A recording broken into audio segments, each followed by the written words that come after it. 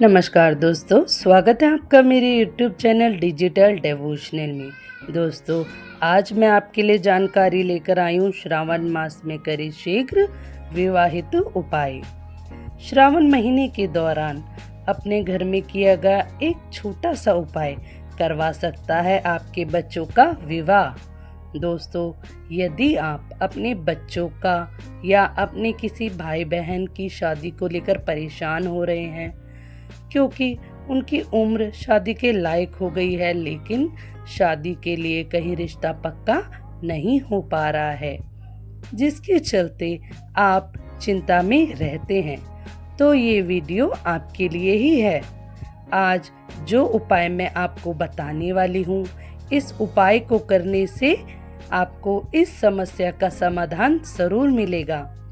इस उपाय को करने के बाद ईश्वर की कृपा से आपके घर में भी जल्द ही शहनाइयाँ गूंजेंगी।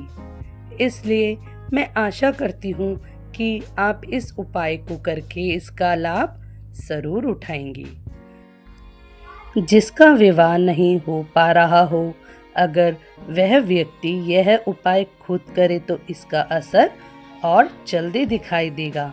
यदि वह व्यक्ति खुद यह उपाय करने में असमर्थ है तो इस उपाय को उसके माता पिता भी कर सकते हैं।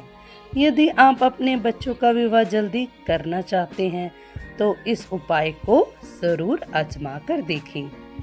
कुछ जातकों की कुंडली में जन्म से ही कुछ ऐसे ग्रह और नक्षत्रों के दुर्योग बन जाते हैं, जिसके चलते रिश्ता आता है और बात भी चलने लगती है, लेकिन कोई भी बात होते होते बीच में ही रुक जाती है। बात आगे बढ़ ही नहीं पाती, बीच में ही बात बंद हो जाती है। आपके बच्चे को रिश्ते वाले देखने आएंगे और देखकर पसंद करके चले भी जाएंगे, परंतु किसी भी प्रकार का सकारात्मक परिणाम आपको नहीं मिल पाता है। आज के समय में बच्चों से कहीं ज़्यादा परेशान माता पिता हो जाते हैं, क्योंकि आपके जो बच्चे हैं वह दिखने में तो सुंदर हैं और उनकी अच्छी खासी जॉब भी होती है। भगवान की कृपा से वह जीवन में सफल करियर बना भी चुके होते हैं और उनका करियर अच्छा चल भी रहा होता है। इतना कुछ होने के बाद भी शादी में लगातार देरी तो चिंता का विषय बन ही जाता है। श्रावण मास में किसी भी दिन इस उपाय की शुरुआत कर सकते हैं। आपको 100% इस उपाय का फल मिलेगा। आपको इस उपाय को किस प्रकार करना है वो मैं आपको बताती हूँ। आपके घर का जो पूजा मंदिर है वहीं पर बैठकर आपने यह उपाय करना है। आप एक नारियल लीजिए। यहाँ आपको थोड़ा ध्यान देना है कि आपको किस प्रकार का नारियल लेना है। दोस्तों, आपको सूखा नारियल लेना है।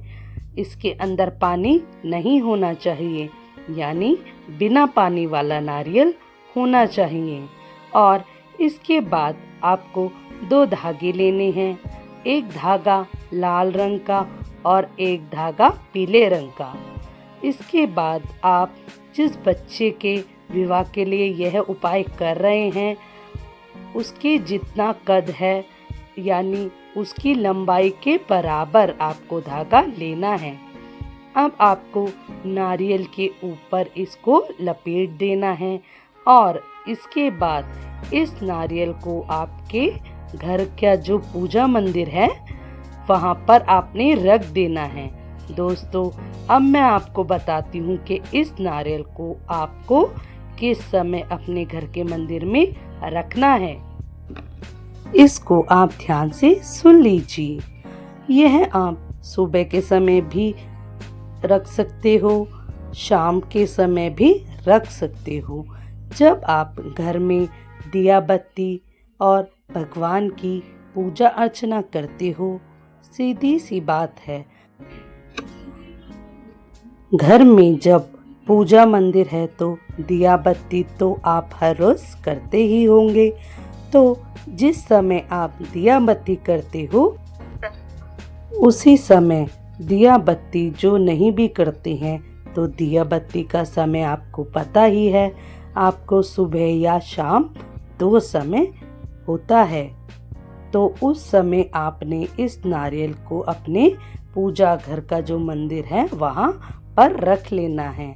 दोस्तों, इसके बाद आपको अपने मंदिर में एक शुद्ध देसी घी का दीपक जगा लेना है।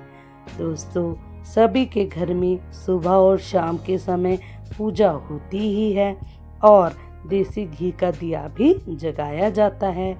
जब आप इस उपाय को करेंगे तब आपकी जो पूरी पूजा है उसको आप पूरी पूजा होने के बाद आपने इस नारियल को अपने पूजा मंदिर में रखना है।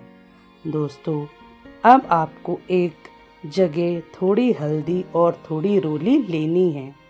अब इस हल्दी और रोली को गंगा जल में मिला लीजिए। अब आपने इसको नारियल के ऊपर तिलक कर देना है। दोस्तों, इस नारियल के ऊपर हल्दी और रोली का तिलक करने के बाद आपको इसको शिवलिंग का रूप मान लेना है। इसको आपने भगवान शंकर का स्वरूप मान लेना है। अपने मन में ऐसा भाव रखें कि आपने अपने घर के पूजा मंदिर में भगवान शंकर को स्थापित कर लिया है। इस प्रकार से नीचे से ऊपर तक तिलक कर देना है। तिलक करने के बाद आपने एक मंत्र बोलना है। तो मंत्र क्या है?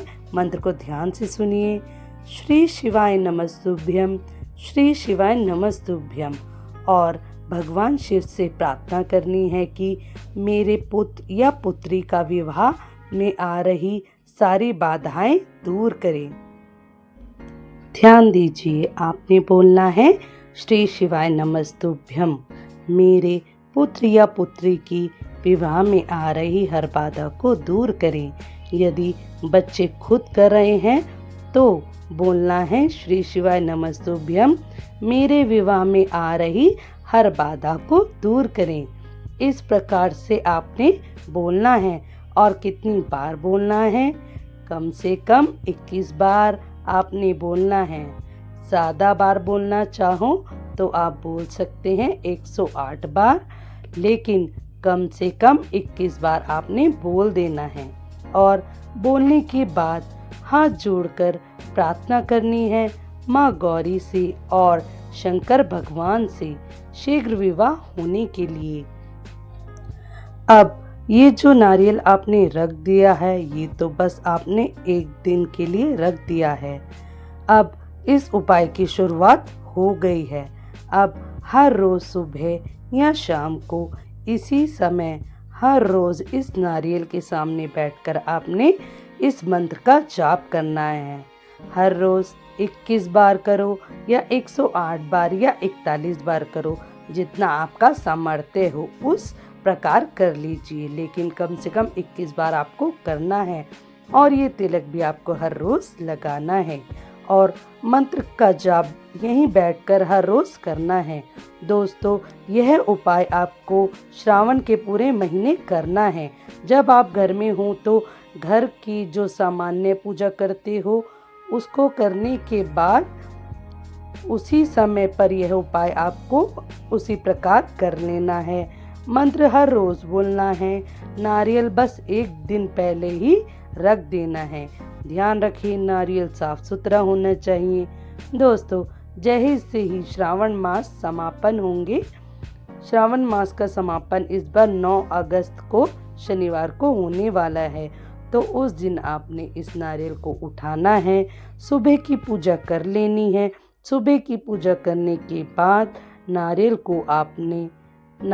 को अपने पुत्र या पुत्री के जिसके विवाह की आपने कामना की है उसके माथे से लगाकर भगवान शिव और माँ गौरी का ध्यान करके अपने घर के आसपास किसी भी शिव मंदिर चले जाना है और शिवलिंग के ऊपर इस नारियल को अर्पित कर देना है, अपनी मनोकामना बोलते हुए। साथ में कुछ दक्षिणा भी आपको रखनी है, जितना आपका सामर्थ्य हो आपको शिवलिंग पर अर्पित कर देना है और माँ गौरी से शंकर भगवान से प्रार्थना कर लेनी है अपने बच्चों के शीघ्र विवाह होने के लिए। बच्चे खुद कर रहे हैं तो अपने शीघ्र विवाह होने के लिए सच्चे भाव से प्रार्थना करनी है। बस यह उपाय आपने करना है। बस एक ही दिन मंदिर जाना है, बाकी अपने घर में ही रहकर करना है। बिल्कुल सरल उपाय है, ज़्यादा समय भी नहीं लगेगा। दोस्तों, यह उपाय सरल होने के साथ साथ चमत्कारी और आजमाया हुआ है। आप यह उपाय ज़रूर करना। मैं भगवान शिव से प्रार्थना करूंगी कि आपका यह उपाय सफल हो और आपके घर में जल्दी ही शादी की शहनाइयाँ बजे और आपके घर में खुशियों की बरसात हो। दोस्तों, अगर आप ये वीडियो यहाँ तक देख रहे हैं, इसका मतलब आपको वीडियो पसंद आया है। अगर आपको वीडियो अच्छा लगा हो तो वीडियो को लाइक करें, इसको शेयर भी कर देना ताकि किसी ज़रूरतमंद के पास ये पहुंच जाए और आप पुण्य के भागीदार बन जाए। कमेंट में श्री शिवाय नमस्तुभ्यम और जय भोलेनाथ ज़रूर लिख देना। आज के लिए बस इतना ही, आगे फिर मिलेंगे, तब तक के लिए नमस्कार।